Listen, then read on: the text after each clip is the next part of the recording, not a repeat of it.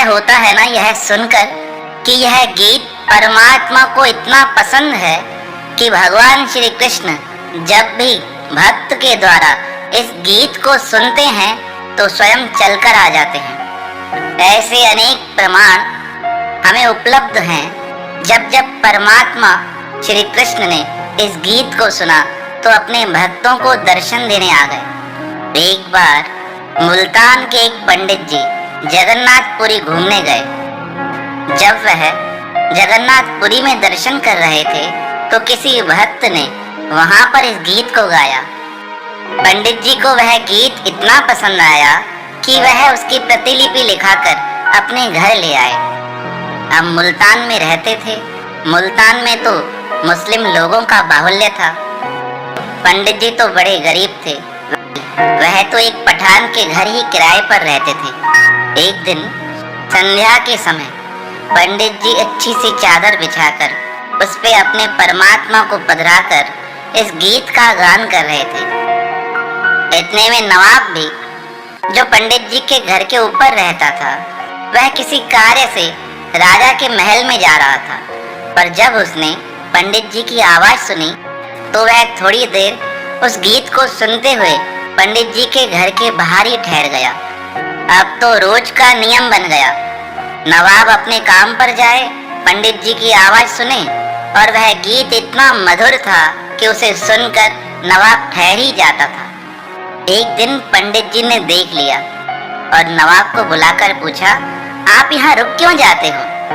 तब वह मुस्लिम नवाब कहने लगा, आप जो यह गीत गाते हैं यह इतना प्रिय लगता है मुझे, इसको सुनकर मैं यहीं ठहर जाता हूँ। तब पंडित जी कहने लगे, क्या आप सीखना चाहोगे? आपको पता है इस गीत को सुनकर हमारे परमात्मा स्वयं चले आते हैं। पंडित जी की बात सुनकर नवाब के मन की जो इच्छा थी वह तो पूर्ण हो गई। कहने लगा, मैं इस गीत को अवश्य सीखूंगा। पंडित जी ने कहा, कल प्रातःकाल मैं आपको सिखाना प्रारंभ करूंगा। दूसरा दिन हुआ। प्रातःकाल नवाब तैयार होकर पंडित जी के पास आकर कहने लगा, मुझे इस गीत को सिखाइए जिससे परमात्मा प्राप्त हो जाता है। पंडित जी गीत गाकर सुनाने लगे और वह गीत इतना मधुर था कि नवाब तो अपनी सुध बुध भूल गया। थोड़ी देर बाद जब नवाब को होश आया, कहने लगा, हे पंडित जी, मुझे तो अपने शरीर का ज्ञान ही नहीं रहा। तब पंडित जी कहने लगे, मैंने अब तुम्हें यह गीत सिखा दिया है, पर इस गीत का नियम है, जब भी इस गीत को गाओ तो एक काम करना, पहले एक आसन बिछाना। आसन बिछाने के बाद श्री कृष्ण को आवाज लगाना, वह स्वयं आकर इस गीत को सुनते हैं। नवाब ने कहा, मैं तो सरकारी मुलाजिम हूँ, कभी कभी किसी कार्य से मुझे युद्ध पर भी जाना पड़ता है। अब मैं कभी घर पे रहता हूँ, कभी घर से बाहर रहता हूँ, तो मैं आसन कहाँ कहाँ बिछा पाऊंगा? तब पंडित जी कहने लगे, अगर युद्ध में भी जाओ ना, जब घोड़े पर तुम बैठो तो यह गीत गाते गाते एक आसन घोड़े के आगे लगा देना और यही सोचना कि मेरे परमात्मा मेरे साथ हैं। पंडित जी की बात का असर उस मुस्लिम नवाब पर ऐसा पड़ा, जब भी वह उस गीत को गाता, एक आसन बिछाता और उसे यही अनुभव होता कि मेरे परमात्मा इस गीत को सुन रहे हैं। कितना अद्भुत है ना यह गीत। एक दिन नवाब राजा के आदेश से लड़ाई के लिए जा रहा था। अब मार्ग में उसे आसन तो था नहीं। अब नवाब ने गीत गाना प्रारंभ किया। जैसे ही गीत गाना प्रारंभ किया, वह भूल गया कि मुझे भगवान के लिए आसन बिछाना है।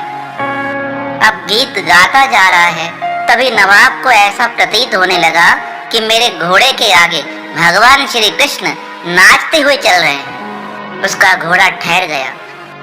नवाब ने सोचा, यह कौन बालक है जो मेरे घोड़े के आगे नाचता चल रहा है? फिर पुनः घोड़ा प्रारंभ किया। पुनः यह दृश्य दिखाई दिया, कोई छोटा सा बालक उसके घोड़े के आगे नाच रहा है। नवाब नीचे उतरा और उस बालक से पूछने लगा, आप कौन हो? तब वह बालक, जो भगवान श्री कृष्ण थे, कहने लगे, मैं वही परमात्मा हूँ जिसे तुम आसन पर बैठाकर यह गीत सुनाते हो। मुझे यह गीत बड़ा पसंद है। आज तुमने आसन बिछाया नहीं, इसलिए मैं घोड़े पर चढ़ा नहीं। अब तुम यह गीत गाने लगे इस गीत को जो भी गाता है मैं उसके पास ना आऊं, ऐसे तो हो ही नहीं सकता।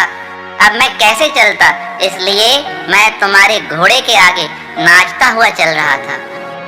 भगवान श्री कृष्ण का दर्शन पाकर वह मुस्लिम पठान तो धन्य हो गया।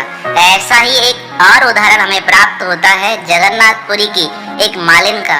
कहते हैं एक बार वह मालिन बगीचे से फूल तोड़ रही थी। फूल तोड़ते तोड़ते वह इस गीत को गा रही थी। गीत को सुनकर परमात्मा इसके नजदीक आ गए, कहने लगे और गाओ, मुझे पसंद आ रहा है। तभी अचानक से जगन्नाथपुरी मंदिर के खुलने का समय हो गया और अचानक भगवान भगते हुए मंदिर में पहुंचे। जब श्री कृष्ण भगते हुए मंदिर में जाने लगे और भगवान का वस्त्र वृक्षों के कांटों में अटक गया और थोड़ा वस्त्र फट गया और जल्दबाजी के कारण भगवान तो निकल गए, पर भगवान के वस्त्र का कुछ शेष भाग उन कांटों में ही अटक कर रह गया। अब जैसे ही भगवान मंदिर में पहुंचे, पुजारी ने मंदिर खोला, देखा कि भगवान के वस्त्र फटे हुए हैं। इतने में जगन्नाथपुरी के राजा भी दर्शन करने आए और उन्होंने जब देखा श्री कृष्ण के वस्त्र फटे हुए हैं, पुजारी को बुलाकर पूछने लगे, यह वस्त्र कैसे फटे हैं? तब पुजारी जी ने कहा, आज भगवान जी ने बताया है, आज मालिन उस बगीचे में गीत गोविंद का गान कर रही थी। इस गीत गोविंद को जो भी गाता है भगवान उसके समीप चले जाते हैं। तब जगन्नाथपुरी के राजा पूछने लगे, यह गीत किसने बनाया है? तब पंडित जी कहने लगे, इस गीत के रचयिता है भक्त जयदेव जी। उन्होंने ही इस गीत गोविंद की रचना की है और भगवान श्री कृष्ण ने कहा है, जो इस गीत गोविंद का गान करता है मैं स्वयं आकर उसे दर्शन देता हूँ। राजा ने जयदेव जी को अपने पास बुलाया और कहने लगे, आपने ही रचा है इस गीत गोविंद को? तब जयदेव जी कहने लगे, मैंने तो सिर्फ प्रयास किया था, इसका कुछ भाग तो परमात्मा स्वयं लिख कर गए हैं। भगवान के द्वारा जो पंक्ति गीत गोविंद में लिखी गई है, हम आपको वह बताना चाहते हैं। वह पंक्ति इस प्रकार है, स्मर गरल खंडनम मम शिरसि मंडनम देहि पद पल्लव मुदारम। भगवान श्री कृष्ण राधिका जी से विनय कर रहे हैं, कंदर्प का विष खंडन करने वाली मेरे मस्तक का भूषण तुम हो, मेरे मस्तक पर अपना चरण रखो। जब भक्त जयदेव जी इस गीत की रचना कर रहे थे तो इस पंक्ति को लिखते समय विचार करने लगे कि इस पंक्ति को लिखा जाए या नहीं लिखा जाए। भगवान श्री कृष्ण राधिका से कैसे कह सकते हैं कि मेरे मस्तक पर चरण रखो? ऐसा विचार कर जयदेव जी गीत को आधे में छोड़कर स्नान करने चले गए। कहते हैं थोड़ी देर बाद भगवान श्री कृष्ण ही जयदेव का रूप बनाकर उनके घर में आए और इस पंक्ति को लिख कर गए। जब जयदेव जी स्नान कर लौट कर आए तो अपनी धर्मपत्नी से पूछा, यह पंक्ति किसने लिखी है? तो उनकी पत्नी कहने लगी, अभी आप ही तो लिख कर गए थे। जयदेव जी ने कहा, मैंने नहीं लिखी है। तब भगवान श्री कृष्ण कहने लगे, भक्त जयदेव, यह पंक्ति मैंने लिखी है, क्योंकि यह पंक्ति मुझे अत्यधिक प्रिय है। जब राधा जी मेरे मस्तक पर अपना चरण रखती है, इससे अधिक और क्या सुंदर हो सकता है। जब जगन्नाथपुरी के राजा ने यह सारा वृतांत सुना तो वह बड़ा प्रसन्न हो गया, कहने लगा, मुझे भी गीत गोविंद को सुनना है। अब इस प्रकार संपूर्ण विश्व में गीत गोविंद का प्रचार हो गया, जिसे भक्त जयदेव जी द्वारा लिखा गया था। भगवान श्री कृष्ण ने स्वयं कहा है, जो इस गीत गोविंद का पाठ करता है मैं उसके नजदीक रहता हूँ, मैं उससे दूर जाता ही नहीं। इस गीत गोविंद का अनेक भक्तों ने हिंदी अनुवाद भी किया है।